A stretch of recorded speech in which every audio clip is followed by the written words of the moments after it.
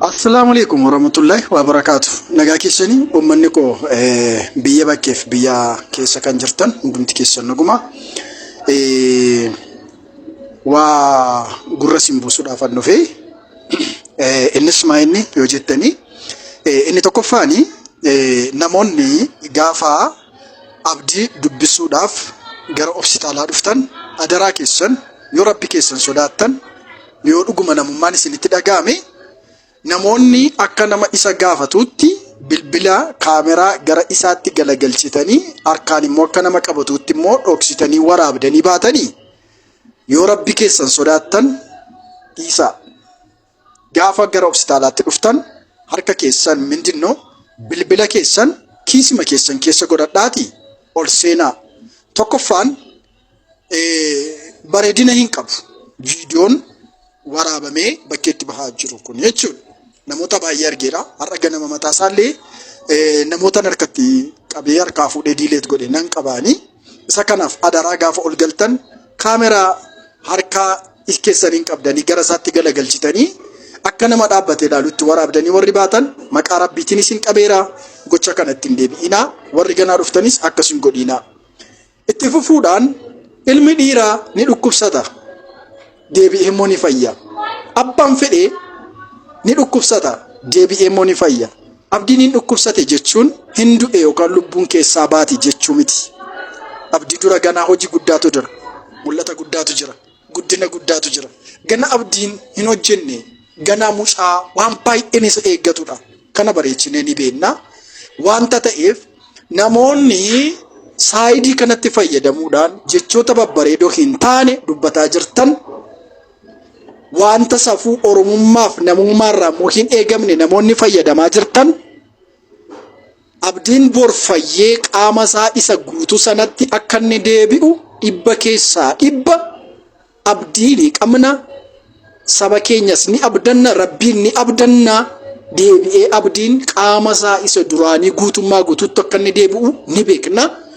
Boor gaafa karaa irratti wal argitan, boor gaafa konkolaataa keessatti wal argitan, boor gaafa bakka boo'ichaatti wal argitan, boor bakka gammachuuf gaddaatti gaafa wal argitan waan dubbattan dhabuurra osoo danda'amee jechoota afaan keessan keessaa ba'u osoo tikfattanii osoo eeggattanii namummaa immoo osoo gadditanii fi gaarii natti fakkaata. Na amani babooleem babaaleem abdiin ni fayyaa. Bifa isaatti qaama isaatti akka inni deebi'u shakkii tokko hin qabnu. Rabbi duukaa jira, Rabbi ni tiksa, Rabbi wajjin jira, Rabbi ni fayyisa. Akkasuma immoo uummanni keenya biyya fagoo biyya keessaaf ala jirrullee bira dhaabbannee hirmaannaa godhaa jirru kanaan obboleessa keenya akka fayyifannu Rabbii gaditti abdii qabna. Shakkii isinirraa hin qabnu. Kanaaf namoonni cabuu, du'uu, baduu ittu dabalee miidhaa biraa geggeeffamuu namaatti gammaddanii adaraa Rabbiin sodaadhaati namummaatti deebi'a. Safuutti deebi'a. Arrabatee keessan tikfadhaa. Isiniin jechuun jaalladhaa. Hataa wadhe jaldeessi dhagaa galagalchee lafa gabaa qubannee hamma namaa hubanneetti gugeeni galatooma. Namni islaamummaan fudhanne kamiyyuu inni garba seexanaa yookaan garba jinniiti. Olmaa gaarii. Achi yeroon ture iddicha. Achi yeroon ture hinuman du'e. Achitti du'een as islaamummaatti immoo tiktaakii koo kan taatan hundumti keessan nagaa keessanii.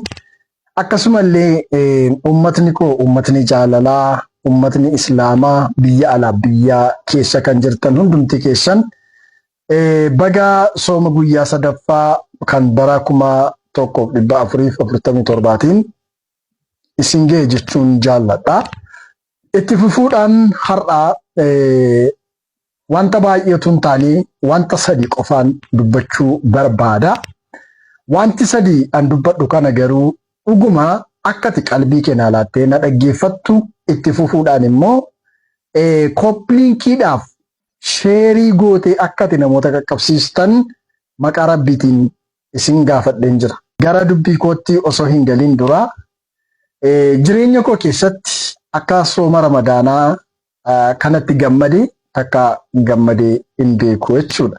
Sababiin isaa sooma ramadaanaa gammachuu guutuudhaan baay'ee kanan eeggachaa turedha. rabbi haa galatu alhamdulillahi rabbil alamin akka neegeetti immoo milkaa'eera baay'ee waan namatti toludha otoo danda'amatee ji'a tokkotti nu dabalame gaarii ture jechuu barbaadeen gabaabamatti itti fufuudhaani obboloota koo amantaa islaamaa hin hordofnee fi yookaan immoo amantaa biraa keessa jiraniif dhaamsa dhaamuu barbaada. Innis maayin guyyaan fayyinaa amma guyyaan gara rabbitti deebitan guyyaan rabbi wajjin wal argitan guyyaan lubbuu keessan abidda barabaraaf gahannab keessaa baastanii yeroon amma gaafan isiniin jedhu isin rabbi tokkichatti isa dachii kanaaf lafa kana uume isa alama kana uume hundumaa haqaan gabbaramaa isa ta'e dhugaan gabbaramaa isa ta'e faaruun immoo kansaa isa ta'e gara rabbiitti gara Allah isa tokkichaatti isa dhugaan gabbaramaa faaruun kansaa ta'etti nama faarfachuurra gara rabbiin faarfachuutti namaaf sagaduurra gara rabbiif sagaduutti nama waaqessuurra gara rabbiin yookaan Allah waaqessuutti akkasin deebitan lubbuu keessan abidda jalaa akkasin baraartan waamichan isinii gochuu barbaada. Egaa gabaabsee isa lammaffaa kanan dubbadhu. An gammachuu guddaa islaamummaatti dhufee argadhe keessaan waa laman isinitti hima. Innis maayinni tokko islaamummaatti erga dhufee booddee dhugaa dubbachuu qalbiin koo yookaan immoo keessi koo sammuun koo nagaaf boqonnaa guddaa argate. Sababiin isaa erga dhufe immoo wanta guddaa waan baradhe waan qabuuf jechuudha. Innis maayinni ummata islaamaa irraa wanti baradheef wanti jaalladhe inni guddaan jaalala. Lafti jaalalli jiru immoo nagaatu jira. Lafa jaalalli jiru immoo boqonnaatu jira. Lafa jaalalli jiru immoo walii galteetu jira. Wallaahi mabillaahi ergan gara amantaa kanaatti asii as dhufee jaalalan bare. Jaalala uummanni islaamaa waliif qabuuf namaaf qabu. Kabaja uummanni islaamaa namaaf qabuuf waliif qabu bareecheen bare. Jaalalallee nan baradhe. Jaalala waldaa keessa dhaabbadhee lallabaa ture islaamummaa keessatti dhufee argee jechuudha. Kanaaf islaamummaa nanaaf boqonnaa kooti, giilii kooti, oksijinii kooti, biiftuu kooti, nagaa kooti illee uummanni islaamaa immoo anaaf uummanni islaamaa immoo anaaf xiqqaa guddaan anaaf obboloota koof obboleettota kooti. Kanadha.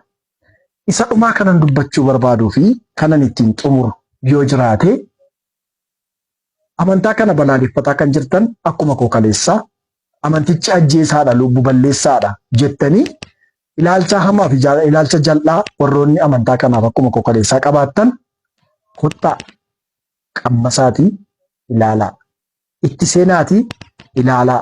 Amantaan islaamaa amantaa keessatti ajjeesaniif keessatti du'an utuu hin taane amantaa iddoo bira